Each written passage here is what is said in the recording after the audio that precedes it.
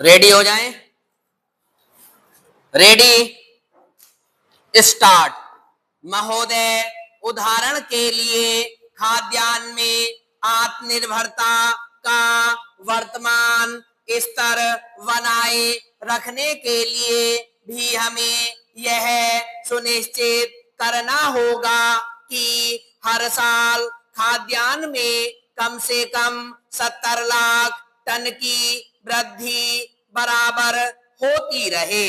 वर्तमान में अनेक प्रकार की बाधाओं को देखते हुए यह स्वाभाविक ही है कि हम अपने भीतर झांककर इस प्रश्न का उत्तर खोजें कि क्या अगले 2 दशकों में उत्पादन वृद्धि की वर्तमान दर को बनाए रखने और इसी रफ्तार से बढ़ाए रखने की संभावनाएं उपलब्ध हैं अथवा नहीं।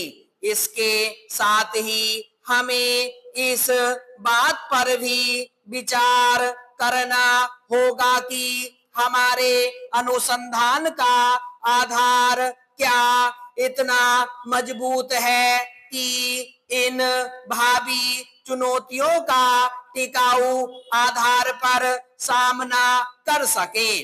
भारत सरकार की नई कृषि नीति को देखें तो उसमें यह लक्ष्य रखा गया है कि ग्रामीण भारत में खाद्य और पोषण सुरक्षा बराबर बनी रहे, आमदनी बढ़ाने और रोजगार के अवसर बढ़ते रहे। इस दृष्टि से टिकाऊ कृषि और ग्रामीण विकास के लिए अल्पकालिक और दीर्घकालिक ऋण नीतियां कुछ इस प्रकार की होनी चाहिए। खाद्य उत्पादन में पौध प्रारूप को सुधार कर विकसित की गई गेहूं और धान की अधिक उपजशील किस्मों और मक्का, ज्वार तथा बाजरे में संकर ओज का उपयोग करके ही विशाल प्रगति की गई। लेकिन अब भी इन फसलों की उन्नत किस्मों की आनुवंशिक संभावनाओं का पूरा इस्तेमाल नहीं किया गया, नहीं तो किसानों के खेतों पर और प्रयोगशालाओं के खेतों पर उपज के स्तर में इतना भारी फर्क देखने को नहीं मिलता।